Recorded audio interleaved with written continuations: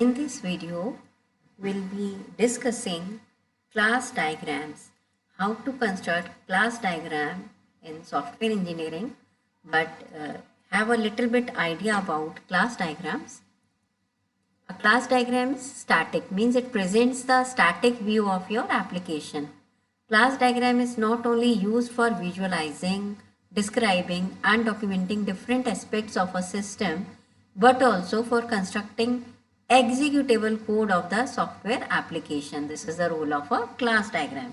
So a class diagram describes the attributes and operations. Operations here means the various methods. You know that a class has data members and member functions. So data members means the attributes, and here we write operations for data methods. So a class and also the constraints imposed on the system. Constraints means कि कोई member है, private है, public है या protected है, तो वो सब भी आप class diagram के अंदर easily show कर सकते हैं. A class diagram show a collection of classes, interfaces, associations, collaborations. ये सब आप एक क्लास डायग्राम के अंदर दिखा सकते हो. तो इसीलिए इसको हम क्या बोलते हैं, स्ट्रक्चरल डायग्राम भी बोल सकते हैं. क्लास क्या है? Each class is represented by rectangular सब डिवाइडेड इनटू 3 कंपार्टमेंट्स. जब आप स्टार यूएमएल में जो हम सॉफ्टवेयर यूज कर रहे हैं सॉफ्टवेयर इंजीनियरिंग के लैब में, तो उसमें आप एक क्लास डायग्राम को कैसे रिप्रेजेंट करते हैं कि एक अभी आपको शो ही करके बता देंगे. बट थिंग इज कि इसमें रेक्टेंगल आता है. That rectangle is divided into 3 parts. First वाले उस पर जो सबसे ऊपर वाला पार्ट है उसमें हम क्या लिखते हैं, name of the class. Second part में आते हैं उसके attributes, and in the last and the part we show the various methods और the operations. Modifiers are used to indicate the visibility of attributes. Operations की, attributes की आप visibility बता सकते हैं. जैसे प्लस, अगर आपका किसी मॉडिफायर के किसी एट्रीब्यूट के आगे प्लस लिखा हुआ है, इट मीन्स उसका परमिशन कैसा है, public, that it can be used everywhere. Hash का मतलब होता है प्रोटेक्टेड है, कि उसको फ्रेंड्स क्लासेस या आप डिराइव क्लास है वो यूज़ कर सकती हैं. ये सब आपने ऑलरेडी पढ़ा हुआ है, because all you know C++ and Java programming. So you know what is the difference between a public member of the class, private and protected. So here if you want to show that this particular attribute or method is private, so there we use a minus sign. उस attribute के आगे अगर minus है वो show करेगा कि वो एक private member है. Relationships भी आप show करते हैं class diagram में. Generalization हो गया, parent child relationship, association बता सकते हैं, dependencies बता सकते हैं ना.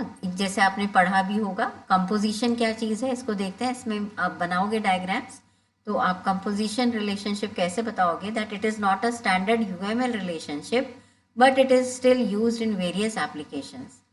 Composite aggregation is a sub type of aggregation relation with the characteristics. क्या होती है, that it is a 2-way association between the objects. It is a whole और a part of the relationship. तो composite की भी पढ़ा है आपने एसक्यूएल में, तो you can related with that. That if a composite is deleted, all other parts associated with it also deleted, है ना. जैसे आप सपोज एक बैंक का बना रहे हैं, उसमें बैंक क्लास है, ब्रांच क्लास है ना. तो अगर आप डिपेंडेंसी शो करेंगे ब्रांच में और बैंक में, तो किस तरह का है, ब्रांच किस तरह का है, एक कंपोजिशन है वहाँ पर कि if you delete the bank तो फिर उसके ब्रांच के एग्जिस्टेंस का कोई मीनिंग नहीं रह जाता, है ना. तो the folder could contain many files. जैसे एग्जाम्पल देखिए कि एक फोल्डर है, उसमें बहुत सारी फाइल्स हैं, but if you delete the folder तो files will automatically get deleted, है ना. तो each file has exactly 1 folder parent. If the folder is deleted all contained files are removed as well. Aggregation क्या है, एक sub type है association का. Aggregation and composition are both the types of associations. Aggregation में क्या होता है, composition में, कंपोजिशन क्या चीज़ है कि अगर आपने कंपोजिशन दिखा रहे हैं, इसका मतलब क्या है कि जिस पर वो डिपेंडेंट है तो उसके बिना उसका कोई एग्जिस्टेंस नहीं है. बट एग्रीगेशन में यह है कि अगर आप डिलीट भी करते हैं तो there exist the class. So an aggregation relationship can be describe in simple words as that an object of one class can own or access the objects of another class. The dependent object remains in the scope of a relationship even when the source object is destroyed. So this is the main difference between aggregation and composition. Let us consider an example for this. Suppose a car is an object, wheel is the object और we say that wheel is a part of a car. But अगर आपका car नहीं है तो there is still wheel existing, उसकी एक existence है wheel का. So a car needs a wheel to function correctly, but a wheel doesn't always need a car. So it can also be used with a bike, bicycle or any other vehicle, but not a particular car. So hence the wheel object is meaningful even without the car object. Such a type of relationship is aggregation relationship.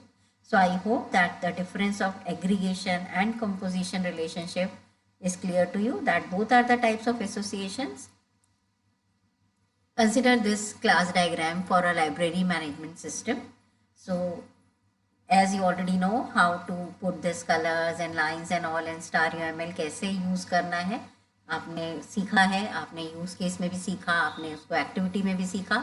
Similarly हम star UML software का use करेंगे and we will construct a class diagram in it. Let's take this example, library. क्या क्या है इसमें आपको मैंने बताया था, क्लास के 3 पार्ट होंगे. फर्स्ट पार्ट में आपने लिखा the name of the book. In the second part we put the various attributes. Third we put the methods and सी.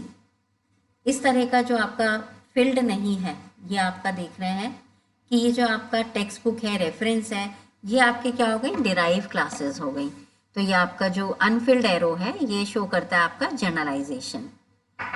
ठीक है, तो ये एरो सिंबल्स हैं आपके. अनफिल्ड वाला देखिए जनरलाइजेशन बता रहा है कि मेंबर क्लास है. मेंबर क्लास को फर्दर हमने 2 पार्ट्स में डिवाइड किया है.